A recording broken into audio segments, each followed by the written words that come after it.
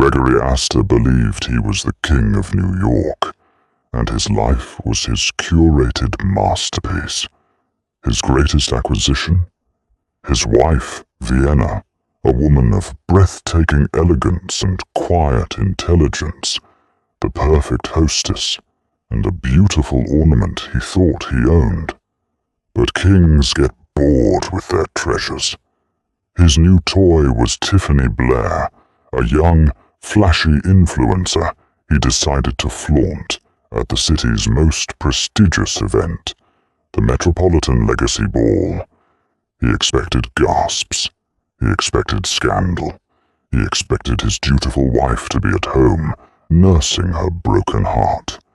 What he never, ever expected was for Vienna to walk through those same doors, reborn in fire and silk, with the one man on earth Gregory Astor could never afford to cross. The penthouse on Park Avenue was less a home and more a museum of Gregory Astor's success. It was a cold cathedral of glass and steel, with panoramic views of a city he felt he owned. Every piece of art, every minimalist sofa, was chosen to scream one word: power. And for 10 years, Vienna Valois had been its most prized exhibit. She was not just beautiful. She possessed a grace that money couldn't buy. She had a mind so sharp that, in the early days, it had both thrilled and unnerved him. She'd been a top-tier business strategist, a rising star at a consulting firm, before he'd convinced her that her brilliance was best used to build his world, not her own. She managed their 3 homes, organized his social calendar to perfection, charmed his business partners, and curated a life so seamless that Gregory never had to think about anything but his next conquest, his next billion. Lately, however, his conquests had become more carnal. It started with whispers, a whiff of a different perfume on his suit jacket, late-night board meetings that stretched until 3 a.m. Vienna was not a fool. She saw the receipts from Cartier for items she never received, the furtive texts he thought he was hiding. For the last 6 months, the whispers had coalesced into a name: Tiffany Blair, a girl whose entire existence was documented on Instagram, a vapid collection of yacht photos, designer bags, and pouting selfies. She was everything Vienna was not: loud, cheap, and disposable. This evening, the air in the penthouse was thick with unspoken truths. The Metropolitan Legacy Ball, the crown jewel of the New York social season, was tonight. It was an event Vienna had chaired the committee for over the last 2 years. Her meticulous planning was the only reason it was the most sought-after ticket in the city. Gregory strode into their cavernous walk-in closet, his Patek Philippe watch gleaming under the recessed lighting. He was already in his custom Tom Ford tuxedo. "I'm heading out soon," he announced, not looking at her. He adjusted his cufflinks, admiring his own reflection in the mirror. Vienna sat on the ottoman, perfectly poised in a silk robe, her long, dark hair cascading over her shoulders. She held a tablet in her lap, but she wasn't looking at it. Her gaze was fixed on him, calm and unnervingly steady. "The ball? We were supposed to leave at 7. "Change of plans," he said, the words clipped. "I'll be going alone." The lie was so blatant, so disrespectful, it was almost laughable. Going alone? To an event where they were the unofficial royal couple? "I see," she said, her voice betraying no emotion. "Is there a reason?" He finally turned to face her, a cruel smirk playing on his lips. It was the smirk of a man who held all the cards and knew it. I just need some space, Vienna. A night to myself. Networking, you understand. It's better if you're not there, distracting me. The insult was designed to sting, to remind her of her place as a distraction, an accessory. For months, he had been chipping away at her dignity with small cruelties like this. He expected tears, a pleading argument, perhaps a flash of anger he could then label as hysteria. He received none of it. Vienna simply gave a small, slow nod. All right, Gregory, if that's what you feel is best. She looked down at her tablet and swiped a finger across the screen. Do try to remember to thank Mr. Hanamura from the Kaito group for his generous donation. He specifically requested a table near the conservatory. My notes are on your desk. Her composure threw him off. He had come in ready for a fight, a final, dramatic severing before his grand public debut with Tiffany. Vienna's placid acceptance was anticlimactic. It was almost unsettling. It was as if she didn't care. Fine, he grumbled, feeling a strange sense of deflation. Don't wait up. He turned and walked out, the scent of his expensive cologne lingering in the air like a taunt. He didn't see the look in Vienna's eyes as she watched him go.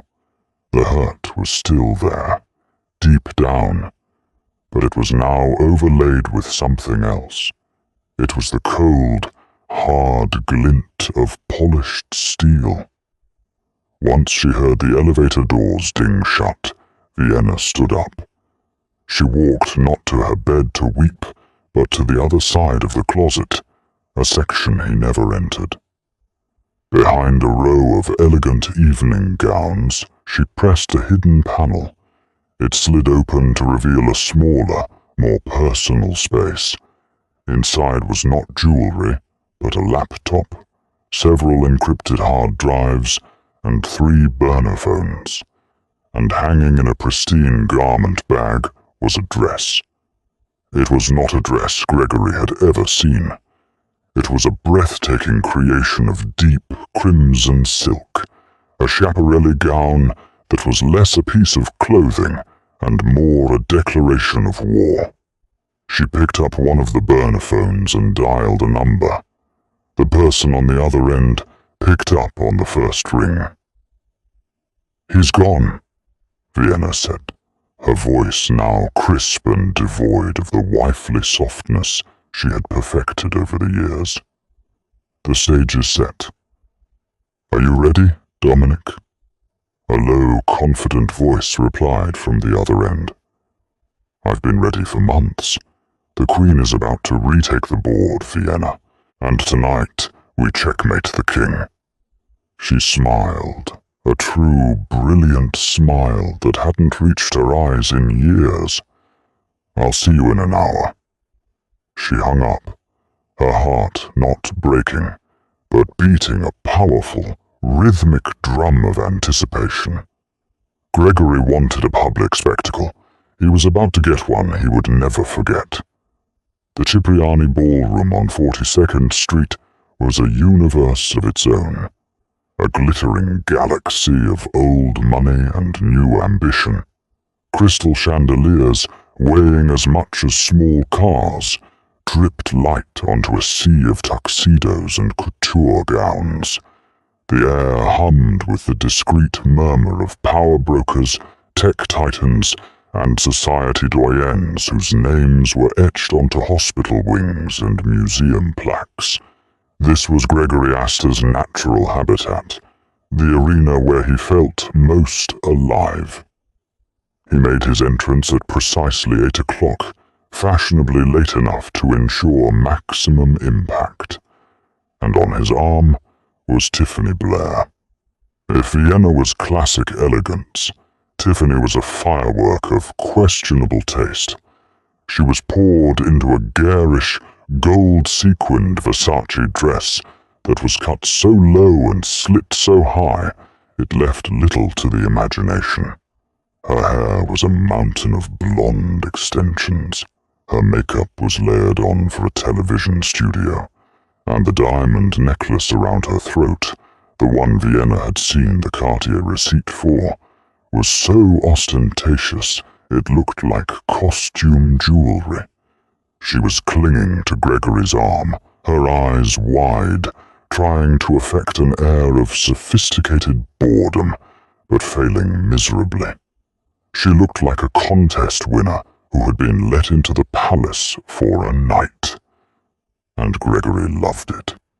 He strode into the room with Tiffany in tow, his chin held high, a conqueror displaying the spoils of war. He saw the exact moment the room's energy shifted. Conversation stuttered and died. Heads turned. A wave of whispers rippled through the crowd, spreading like a contagion. He could read their lips, see the judgment in their eyes. "Is that Gregory Astor? And who is that with him? Where is Vienna? My God, the audacity! At the legacy ball of all places." The shock, the scandal, it was intoxicating. It was a raw display of power. He was telling all of them, this entire world of carefully constructed facades and polite rules, that he was above it all. He could do whatever he wanted, with whomever he wanted, and there wasn't a thing they could do about it. He steered Tiffany towards the main bar, pausing to greet a few acquaintances with an overly confident slap on the back. "Robert, good to see you. You know Tiffany?"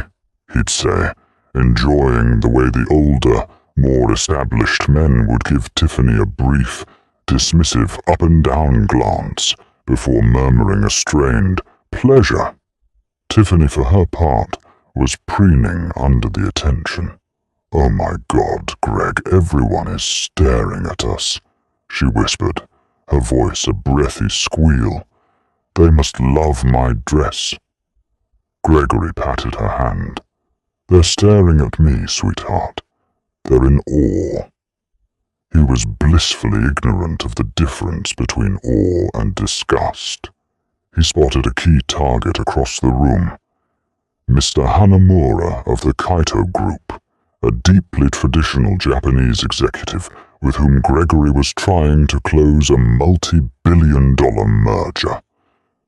The Kaito deal was the cornerstone of his 5-year plan. It was a legacy deal. Mr. Hanamura was a staunch believer in family values and public image.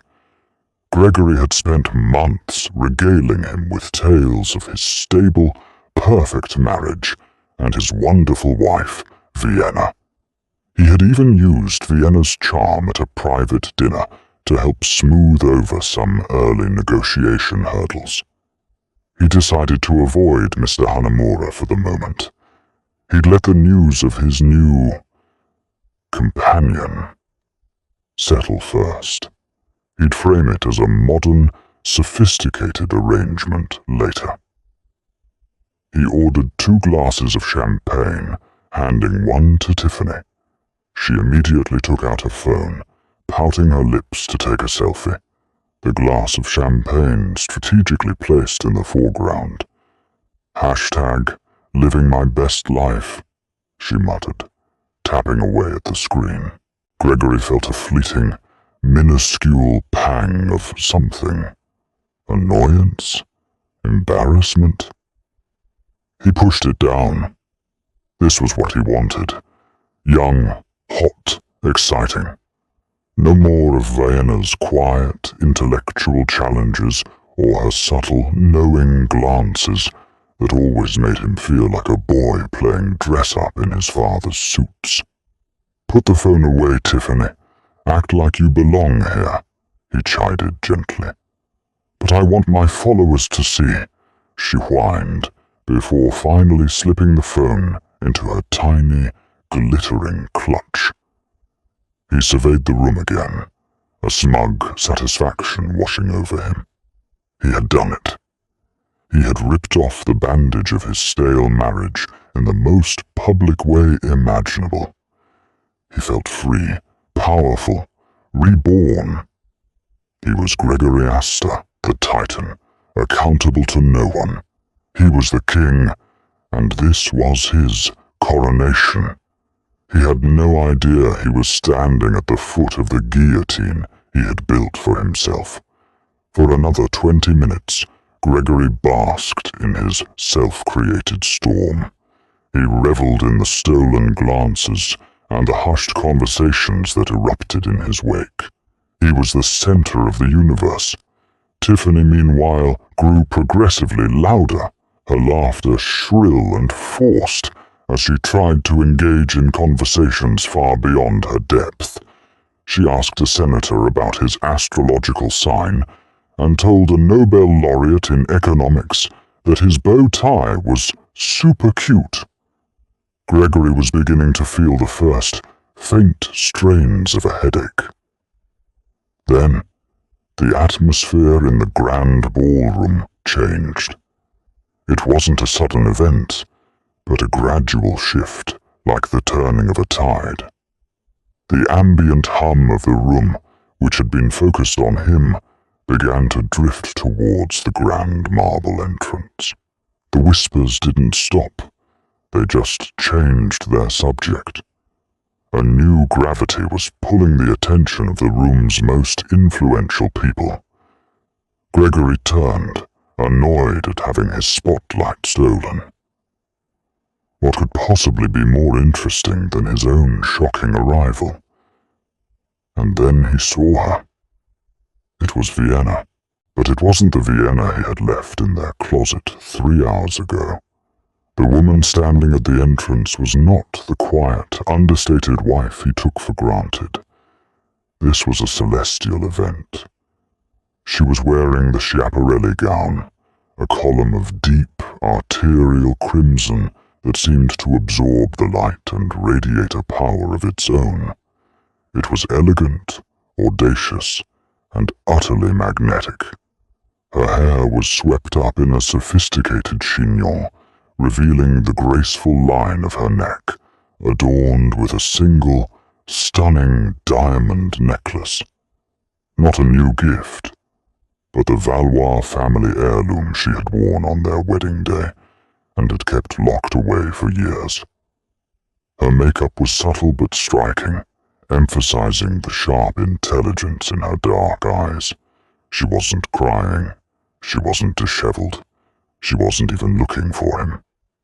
She stood there for a moment, poised and serene, surveying the room not as a guest, but as a queen surveying her court. Every head turned. The gossip about Gregory and his flashy date died on everyone's lips, replaced by a single collective gasp of admiration. Gregory's breath caught in his throat. His smugness evaporated, replaced by a cold, prickling confusion. What was she doing here? He had explicitly told her not to come. And how had she transformed like this? He had never seen her look so formidable, so breathtakingly beautiful, and so utterly untouchable. "Who is that?" Tiffany chirped beside him, oblivious. "Wow, I love her dress. It's so red."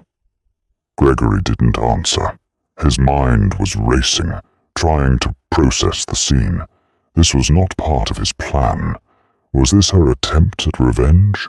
To show up and try to outshine Tiffany? It was a pathetic, desperate move, he tried to tell himself. But the thought rang hollow. There was nothing desperate about the woman standing at the entrance. She radiated pure, unadulterated confidence. He watched as people, important people he had been trying to get meetings with for weeks, began to gravitate towards her, Lawrence Davenport, the crusty old money patriarch who controlled half of Wall Street, actually broke away from his conversation to go and kiss her hand. Beatrice Dubois, the city's most feared social columnist, approached Vienna with a look of genuine respect. Gregory felt a surge of possessive anger. This was his wife. She was supposed to be at home, irrelevant. Instead, she was here, commanding the attention of the entire room without even trying.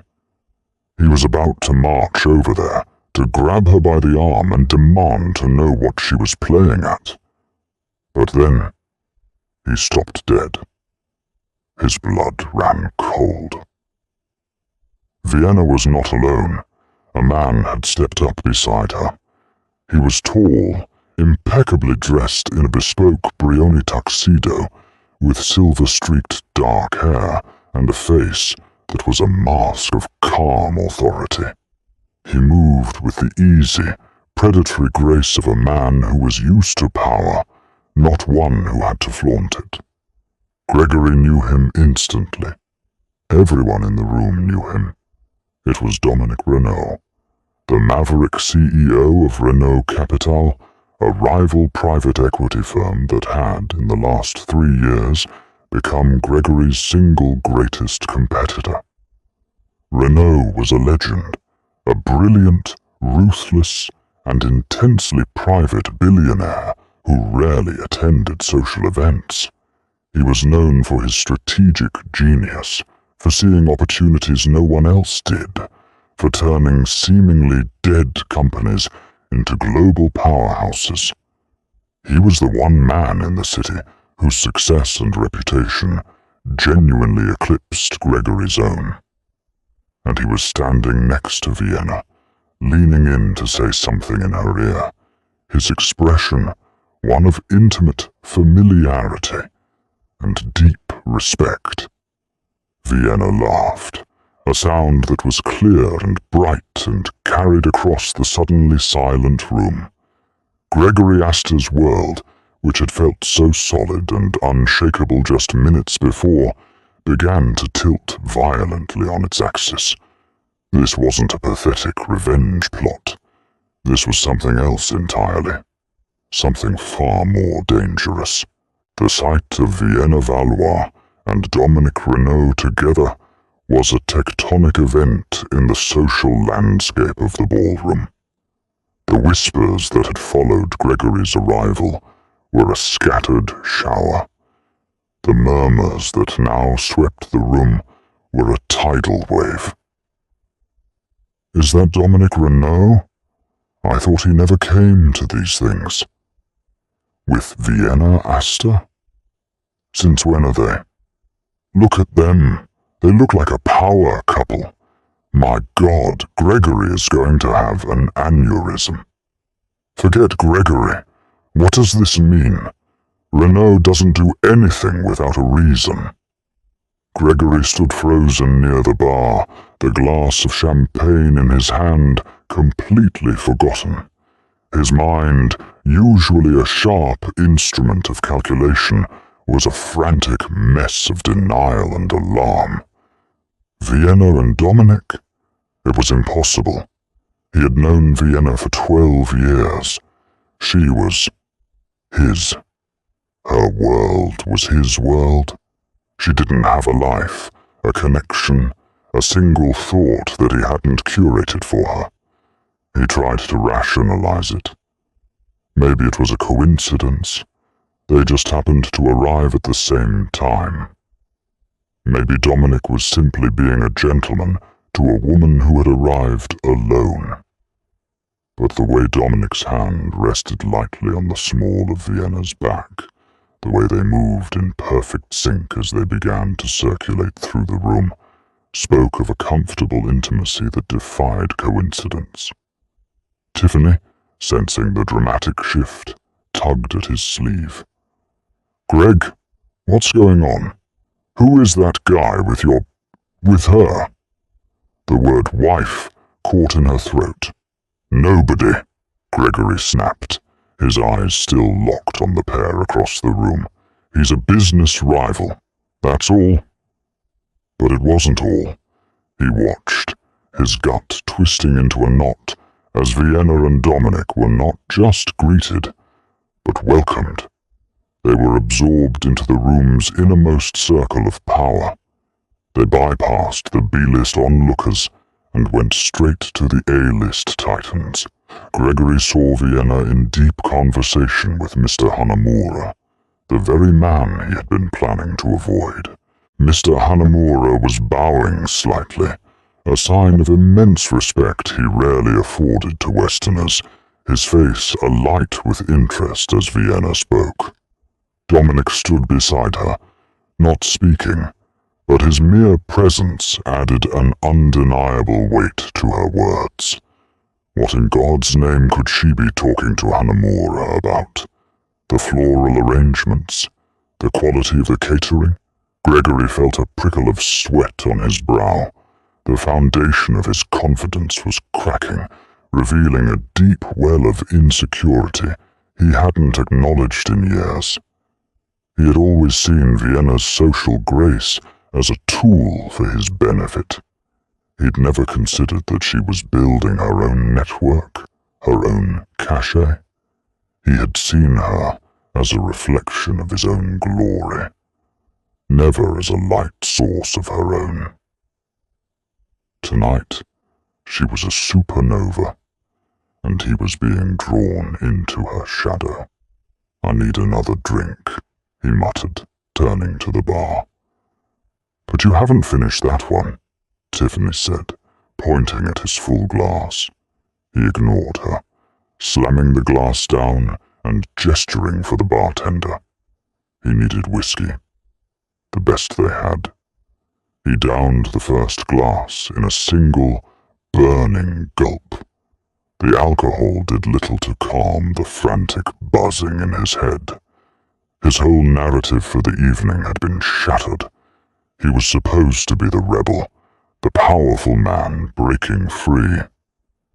But the arrival of Vienna and Dominic had reframed the entire story. Now, he just looked like a fool, a cliché, the aging billionaire who had traded in a Rolls-Royce for a cheap sports car, only to watch his Rolls-Royce drive off with the more impressive man. Beatrice Dubois, the columnist, floated past him, her pen and notepad seemingly attached to her hand. She gave him a look that was dripping with pity and predatory glee. "Gregory," she purred, her voice like silk draped over steel. "Quite the evening you're having. You've been thoroughly upstaged. Vienna looks absolutely magnificent.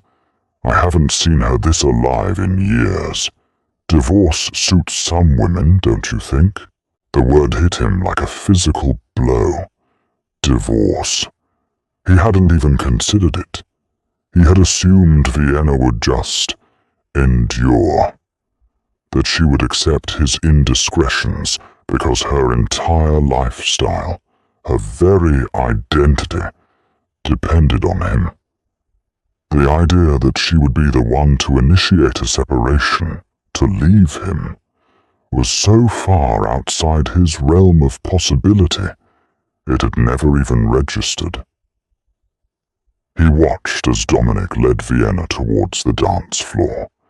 The orchestra began to play a slow, elegant waltz. They moved together with a fluid, practiced grace, their bodies close but not improper, their conversation intense and private amidst the swirl of other dancers. They were the undeniable center of gravity in the room. Everyone was watching them, and Gregory Astor, for the first time in a very long time, felt completely and utterly powerless. The king was in his own court, but no one was looking at him. They were all looking at the queen and the powerful new piece that had just appeared on her side of the board, fueled by whiskey and a towering sense of wounded pride. Gregory decided he'd had enough. He was not going to stand by and watch his wife be paraded around by his biggest rival. He was going to assert his authority. He was going to remind everyone, especially Vienna, who was in charge. He left a bewildered Tiffany by the canapé table and cut a path across the dance floor, his movements stiff with fury. The waltz had just ended.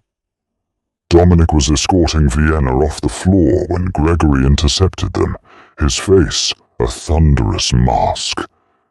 "Vienna," he said, his voice low and menacing.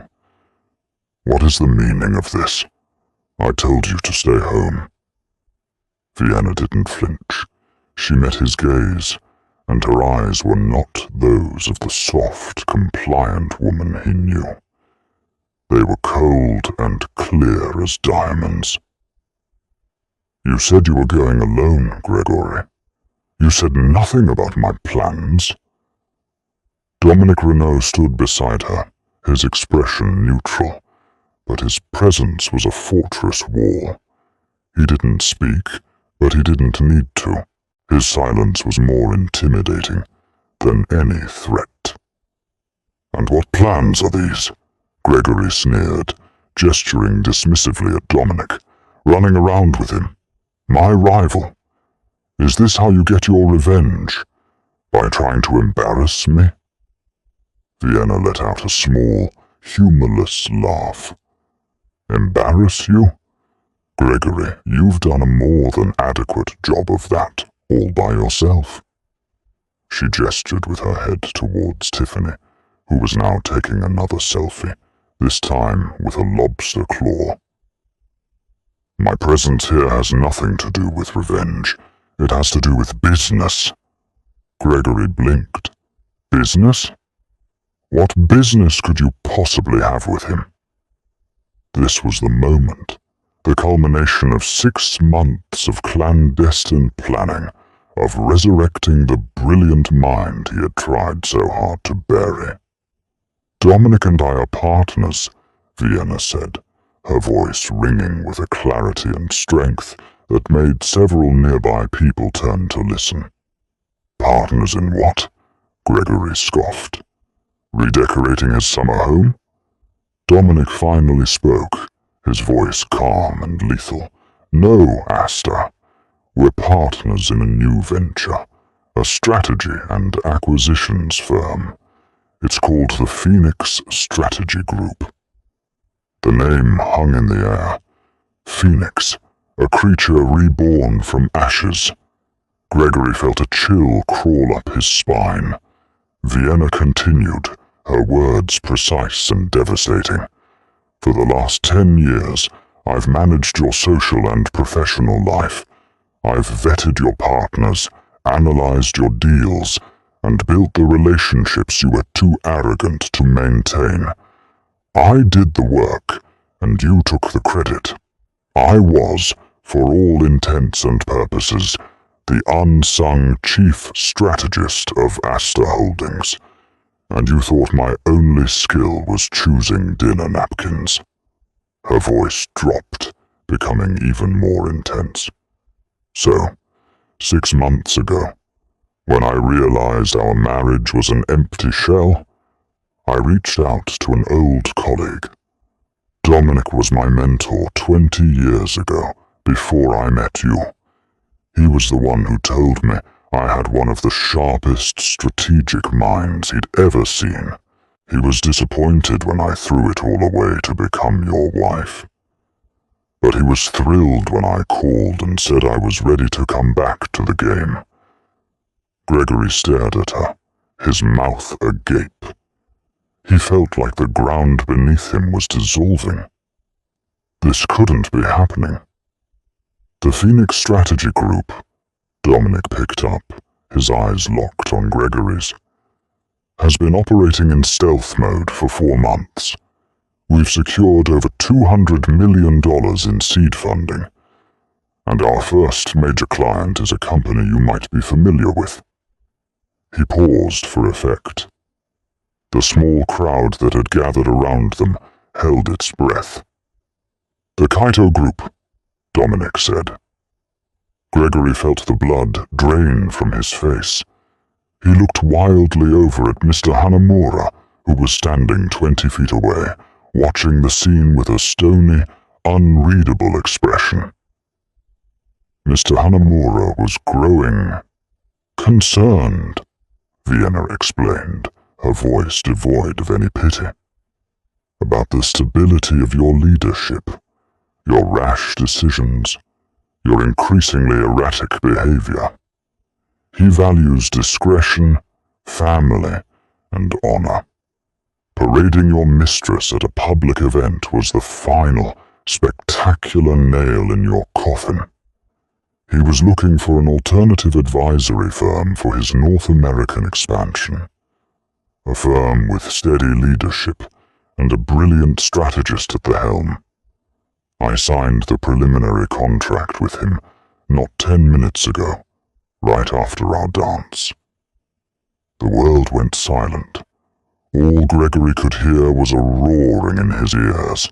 The Kaito deal, his legacy deal, the multi-billion-dollar merger that would have secured his place in the pantheon of financial gods. It wasn't just gone. It had been surgically extracted from him by his own wife and handed to his greatest enemy. He looked at Vienna, truly looked at her, and he didn't see his wife. He saw a stranger, a brilliant, ruthless opponent who had been living in his house, sleeping in his bed, all while plotting his downfall. He had mistaken her patience for weakness, her silence for submission. He had thought he was breaking a delicate porcelain doll, when in fact he had been ignoring a perfectly calibrated time bomb. "You," he stammered, words failing him. "You can't do this." Vienna gave him a smile that was pure ice. "I already have. You wanted a night to network, Gregory. Consider this my official relaunch. Now, if you'll excuse us, Dominic and I have a deal to celebrate." She turned, and with Dominic at her side, they walked away, leaving Gregory Astor standing alone in the middle of the dance floor, the ruins of his empire crashing down around him in perfect, terrible silence. The moment Vienna uttered the words, "I already have," a profound and unnatural silence fell over their small corner of the ballroom. For Gregory, it was as if a soundproof wall had descended, cutting him off from the rest of the world. The distant strains of the orchestra, the clinking of glasses, the murmur of 100 conversations, it all faded into a dull, insignificant roar. The only thing that felt real was the icy finality in his wife's eyes, and the triumphant, unyielding presence of the man beside her. He stood there, mute and paralyzed, his mind struggling to catch up to the reality that had just sideswiped him. It was a cognitive crash, a system failure. The world as he had constructed it, with himself at the undisputed center, had just been proven to be a fiction. As Vienna and Dominic turned and walked away, the invisible wall of silence shattered, but the sounds that rushed back in were different. The whispers were no longer furtive. They were energized, rapacious.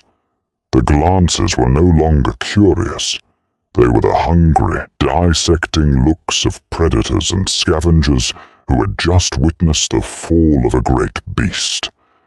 The crowd, which had been a fluid entity, now shifted with a clear and brutal purpose. It realigned itself around the new center of gravity.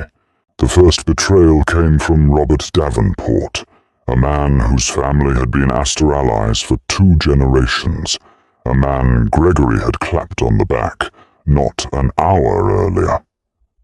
Gregory saw him make a quick, almost imperceptible calculation, his eyes flicking from Gregory's stunned face to Dominic's departing back. Then, with the practiced ease of a seasoned courtier, Robert pivoted, abandoning his conversation mid-sentence and cutting a path directly to Dominic. He intercepted them near the conservatory doors, placing a familiar hand on Dominic's shoulder. "Renaud, a masterstroke," Gregory heard him say, his voice carrying in the charged atmosphere. "A bold, dynamic vision. It's exactly what this stagnant market needs." The unspoken addendum hung in the air, unlike Asta's tired, reckless leadership. It was a public declaration of a shift in allegiance, a clean, swift cut that severed a lifelong tie. Gregory felt a hot surge of fury, followed by a wave of chilling dread. This was more than a social snub. This was a realignment of power, happening in real time, right before his eyes. Then came the moment that sealed his fate. Mr. Hanamura, a man whose respect Gregory had spent the better part of a year trying to earn, moved with serene purpose towards Vienna. He bypassed Gregory as if he were a piece of furniture, his focus entirely on her. He stopped before her and gave a formal, precise bow, deeper and more deferential than any Gregory had ever received from him. "Valois-san," Mr. Hanamura said, his English perfect and deliberate. "Your strategy is one of great honor and foresight. We are relieved. The Kaito Group values stability above all things." He then turned to his aide and spoke in rapid, low Japanese. Across the room, a rival investor who spoke the language leaned into his companion and whispered.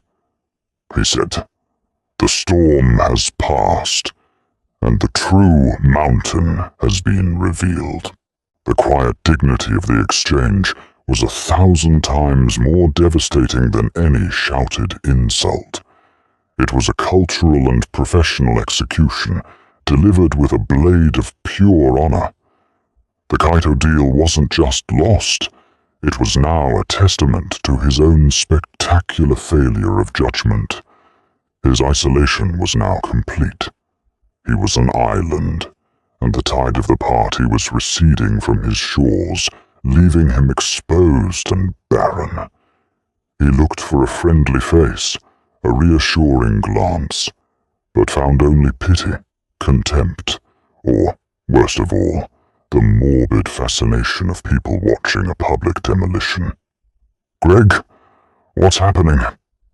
Tiffany's voice, sharp and whiny, pierced through his daze. She tugged on his sleeve, her brow furrowed in genuine confusion. "Why is everyone being so weird? That Japanese man was supposed to be your friend. And why is she jutted her chin towards Vienna, getting all the attention?" "Be quiet, Tiffany," he hissed, the words raw and ragged. "But I don't get it," she insisted, her voice rising. "This was supposed to be our night. You said—" Her voice faded as he looked past her, his gaze locking with the predatory eyes of Beatrice Dubois.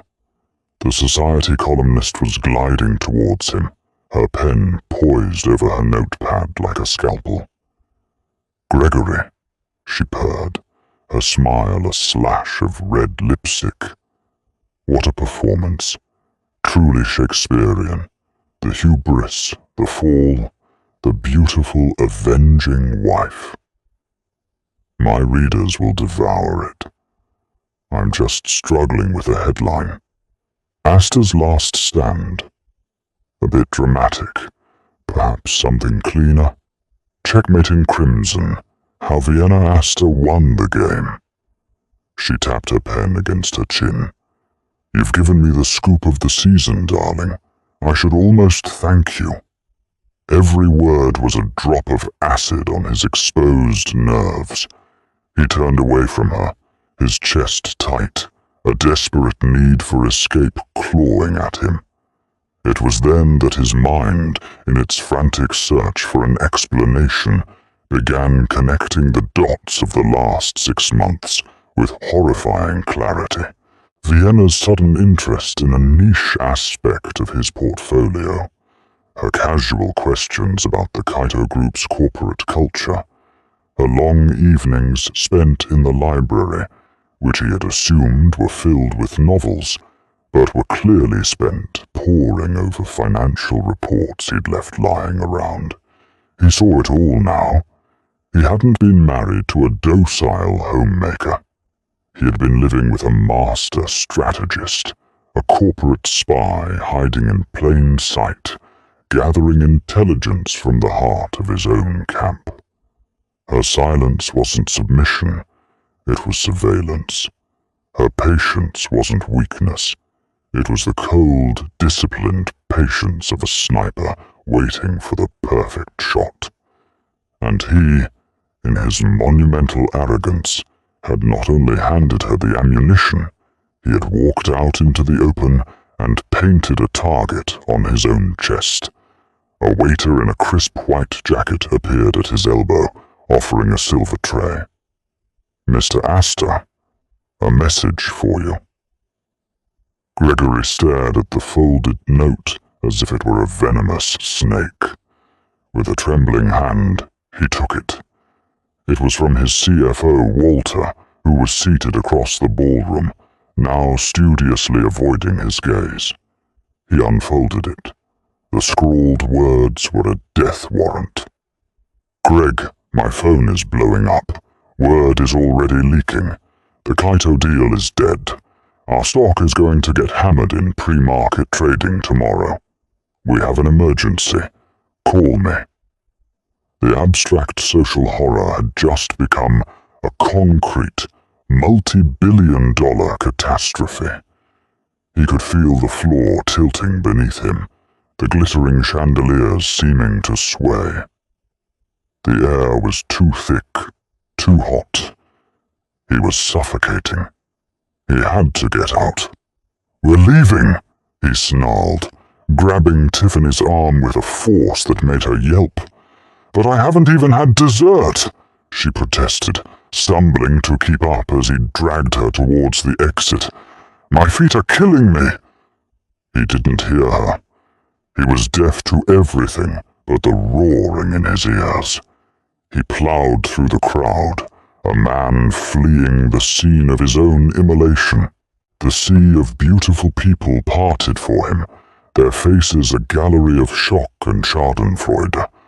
The whispers followed him, a relentless, hissing tide at his back. He burst through the grand doors of the Cipriani and into the cold, indifferent air of the October night. The sudden chill was a shock to his system. He stood on the pavement, gulping in breaths of city air, the sounds of traffic a welcome chaos after the focused hostility of the ballroom. He had walked in hours ago, feeling like a king entering his court. He was leaving as a fugitive, cast out of the very world he had sought to conquer. Behind him, the doors swung shut, sealing him out of the glittering universe where his wife, his brilliant, formidable, and utterly victorious wife, was just beginning her reign. 3 months passed, but for Gregory Astor, it was a single, unending moment of free fall. The seasons began to turn, the crispness of autumn settling over Manhattan. But in the climate-controlled silence of his Park Avenue penthouse, time had frozen on the night of the Legacy Ball. He lived his life in echoes. The clink of a whiskey bottle against a glass was the only sound that punctuated the oppressive quiet of rooms once filled with laughter he had commanded. He would stand for hours before the floor-to-ceiling windows, staring down at the city lights, a glittering kingdom that was no longer his. It now felt like a foreign country, one where he was an exile. The collapse had been a masterclass in corporate annihilation. The morning after the gala, the headline of the Wall Street Journal's digital edition screamed, "Astor implosion. Kaito deal hijacked by rival firm amidst scandal. Astor holding stock in freefall." That single headline was a death sentence. His phone had rung incessantly for 72 hours straight. Furious investors, panicked board members, opportunistic journalists. After that, it fell silent. No one called a man who was radioactive. He was forced to liquidate his most prized assets in a desperate bid to stop the bleeding. The ski lodge in Aspen, the yacht he'd named the Apex, the private jet, all sold at humiliating discounts to circling vultures. Each sale felt like a surgical amputation performed without anesthesia, carving away the pieces of the life he had built, the identity he had curated. His personal life had disintegrated with even greater speed. Tiffany, his symbol of vibrant, youthful conquest, had lasted exactly 2 weeks. Her departure wasn't a dramatic, tearful scene, but a cold, transactional calculation. One evening, as he was pouring his 3rd drink of the night, she had appeared with her suitcases packed, her face a mask of practiced sympathy. "I just can't handle all this negative energy, Greg," she'd said, the influencer speak grating on his frayed nerves. "I need to protect my brand. My followers expect positivity." He had simply stared at her, a bitter laugh caught in his throat. Her brand was built on his money, and now that the foundation was cracking, she was running for the nearest, most stable structure she could find. He didn't even have the energy to argue. He just watched her walk out, her ridiculous, oversized Louis Vuitton luggage bumping against the doorframe, and felt nothing but a vast, hollow emptiness. He was utterly, completely alone. In stark contrast, 90 blocks downtown, in a sleek glass-walled office overlooking the Hudson River, a new empire was being forged in the light. The offices of the Phoenix Strategy Group were a hive of controlled, brilliant energy. There was no opulent, old-world mahogany like at Astor Holdings. This was a world of clean lines, whiteboard walls covered in complex diagrams, and the low, intense hum of minds at work. At its center was Vienna Valois. She moved through her new world with a purpose and vitality that astonished everyone who had only known her as Gregory's quiet, elegant wife. This, however, was her true element. Dressed in a sharp, tailored power suit, she commanded boardrooms not with aggression, but with an unshakable, data-driven logic and an intuitive grasp of market psychology that bordered on clairvoyance. She saw patterns others missed, identified opportunities in chaos, and built strategies that were both audacious and impeccably sound. Her partnership with Dominic Renault was the engine of their success. It was a seamless collaboration, built on 2 decades of unspoken mutual respect. There were no false pleasantries, only a direct and efficient exchange of ideas. The logistics for the Kaito Group's new distribution hub are problematic, Dominic said one afternoon, leaning against her office door frame, a tablet in his hand. The zoning board is pushing back. Vienna didn't look up from the schematics on her desk. "They're not pushing back," she said calmly. "They're signaling. Councilman Miller's pet project is the Downtown Revitalization Fund. Make a sizable donation to the fund from Kaito's community outreach budget. The zoning issues will evaporate by Friday." Dominic smiled faintly. "Of course, I should have seen that." "You were focused on the numbers," she replied, finally looking up at him, her eyes clear and focused. "That's why we work well together. You see the board, I see the players." It was in these quiet moments that the truth of her new life was most apparent.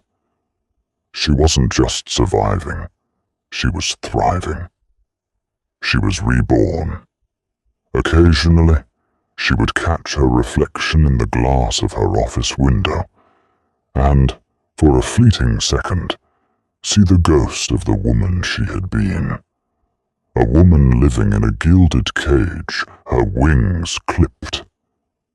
A faint sadness would touch her, not of regret for what she'd lost, but for the years the world had been denied the woman she now was. The final act of Gregory's downfall was set in the place he once considered his throne, the main boardroom of Astor Holdings. The vast mahogany table, polished to a mirror shine, now reflected the grim, weary faces of the few remaining board members. Gregory sat at its head, a king presiding over the surrender of his own kingdom. His suit, once a symbol of his power, now hung loosely on his diminished frame. They were waiting for the representative of the investment consortium that had successfully tendered a buyout offer.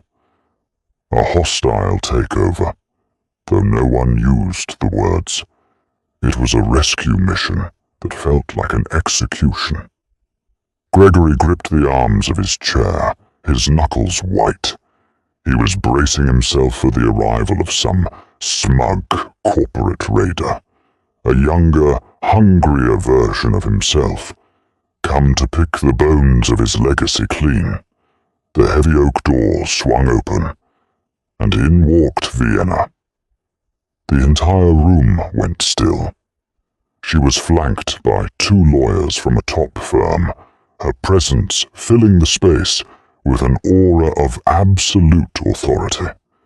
She wore a tailored navy blue dress that was the color of a midnight sky, elegant, severe, and utterly uncompromising.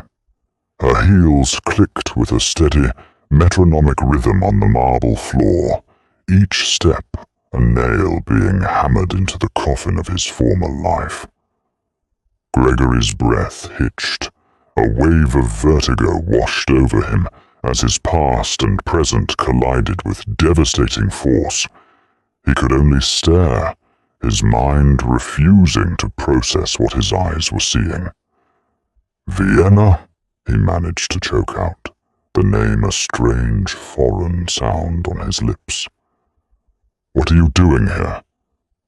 She didn't look at him with hatred, or pity, or even triumph.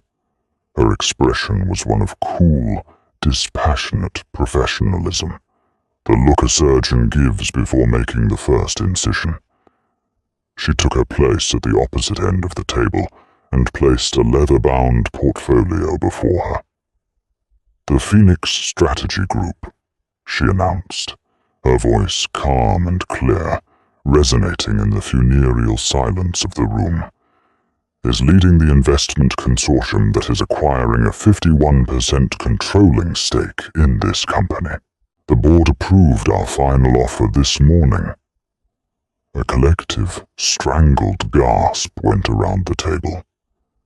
Gregory felt the blood drain from his face, a cold dread seeping into his very bones.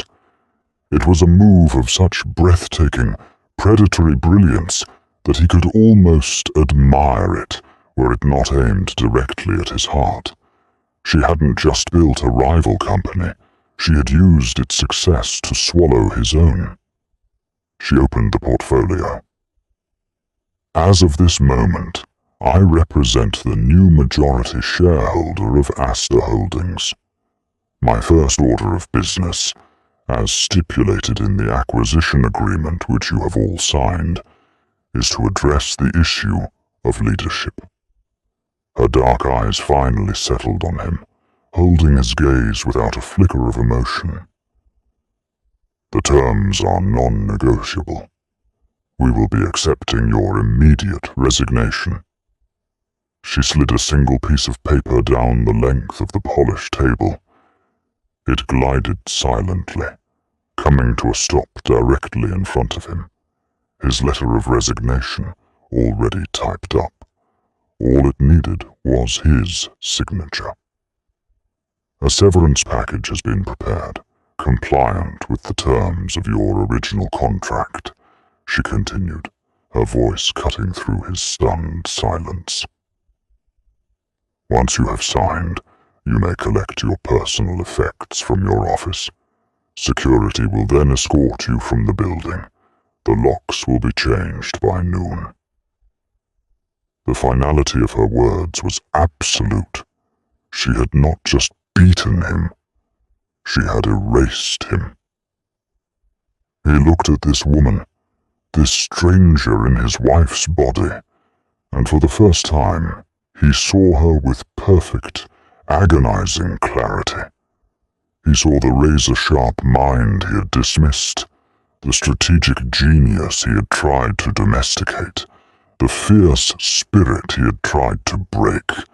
He hadn't just underestimated her. He had been a fool, a blind, arrogant fool who had thrown away a queen, believing she was a pawn. He had been destroyed not by a market crash, not by a competitor, but by the one person who had known all his weaknesses, because he had foolishly mistaken her for one of them. He picked up the pen, his hand trembling, and signed away the last vestiges of his life. His empire was gone. His name was a disgrace, and the brilliant, unstoppable woman who was the architect of his ruin was the one true treasure he had once possessed and had been too blind to ever truly see. Vienna's story isn't just about revenge. It's a powerful reminder that a person's true value is never just on the surface. For years she was underestimated, seen as nothing more than a beautiful accessory. But when pushed to the edge, she didn't just find her voice. She built an empire with it. Her journey from a gilded cage to the CEO's chair proves that the quietest person in the room is often the most powerful, waiting for the right moment to make their move. It's a testament to the strength that comes from reclaiming your own identity and rewriting your own destiny. If you were inspired by Vienna's incredible comeback, don't forget to hit that like button. Share this story with someone who needs to be reminded of their own inner strength.